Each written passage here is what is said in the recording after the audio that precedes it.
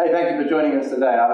We're joined with Jayne Albiston, and we're in the middle of London, and you've come all the way from New Zealand to tell us about your experience with iMA. And I'd just like to point out, Jayne personifies, demonstrates that iMA is a universal language that works across different cultures and different parts of the world. So it's a real pleasure for you to join us here, to have you here. And I'd like to hear, how did you hear about iMA? What difference did it make to you? What was your big revelation? And then from there, what have you done with iMA? Maybe we can keep that short? Over to you. Sure, we can keep it short, David. Thank you, and thank you for the opportunity. I come from New Zealand, but I'm also an Australian, just to point out. So I work across the Australian and New Zealand market. My father's Australian, so I have a heritage in both countries, so represent both. But I found out about iMA over 4 years ago, about 4.5 years ago, on an online business academy where I met James Knight. It was called eAcademy, right. And on that online platform for businesses to connect and communicate globally, I saw that iMA was being used. So I answered the iMA questionnaire, and I saw that it was telling us how we could communicate with other people. And in my corporate and professional background, I have a background in international business development.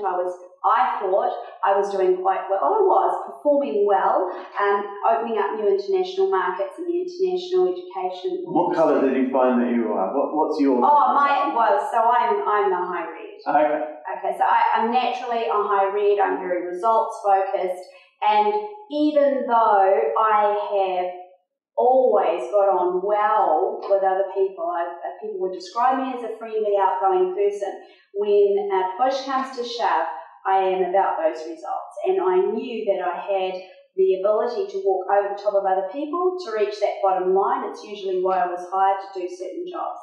But I knew at that point in my life I was going to go out and work for myself, and I was looking for other opportunities and consulting opportunities, and it was always the one weakness on my performance reviews.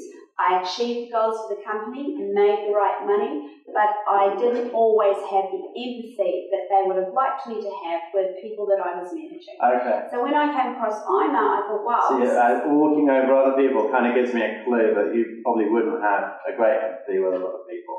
That is a high red trait.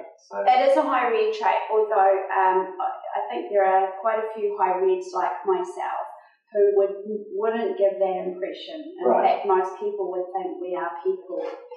Right. But again, when it really comes down to it, do have the ability to charge forward. Focus on those, get those results. And focus on the task first before the people, and people can feel left out. Right. Now, I knew that if I was going to open up my own business, and I said breakfast because I was at that stage looking at the opportunity of opening up business over breakfast, or Bob Clubs, a networking organisation for professionals across Australia and New Zealand, that I needed to be pretty slick in terms of how I connected and communicated with people from all different styles, people who were naturally different to myself. And so when I was presented with the opportunity to train as an iMA practitioner with James, I contacted him and said, I want to know what this is all about. It was like, wow, this is the answer. A simple, predictable framework me as a high red could grab, take, learn how to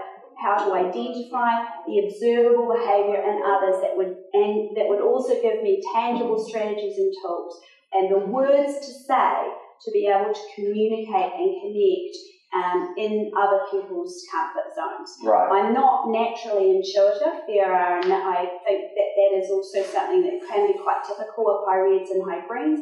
People who are very task focused, we can find it quite challenging to read other people because that's not our focus. So a simple, predictable framework like iMA has given me the tools to be able to logically read other people and to help myself respond accordingly.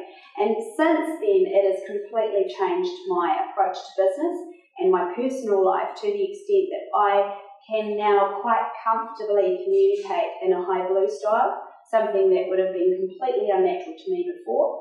I can, alien. Yeah. I can quite comfortably communicate in a high green style. I can completely slow down my communication and communicate with pauses, for example. I don't constantly look at my watch all the time. High reds are very conscious of time, don't waste my time. Time is a commodity, and I have actively been able to change that in my life and my approach to business. And by reducing people's feeling that I am impatient, which is also a high red trait, I have managed to see some really tangible outcomes in terms of the quality of relationships and also the business that I have been able to win from people who are clearly, naturally, a different style to me. So I think what we'd call you now is an enlightened higher ed.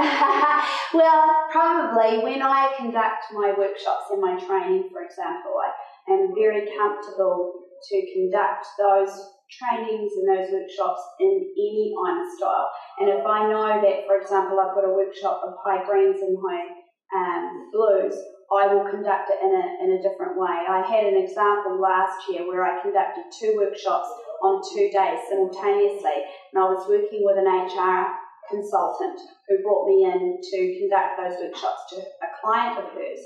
And she said to me, and it was quite amazing, it was a real compliment to me, she said at the end of the second day, "Oh my goodness, I have never seen anyone conduct a workshop in this one way, and then the other way, in 2 consecutive days to 2 completely different audiences. That is amazing." And the fast-paced workshop that I delivered to the high reds and the high yellows, for example, was totally different from the other, and that's what iMA has taught me. I would say that I'm a much more well-rounded person now than I ever used to be, and anyone else can be too.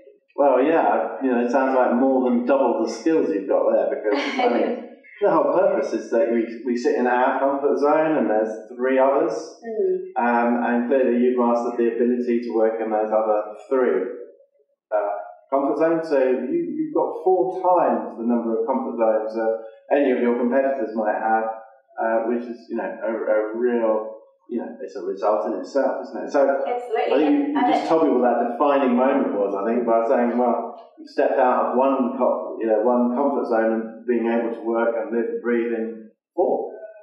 And as iMA practitioners, that's what we want to share with the world.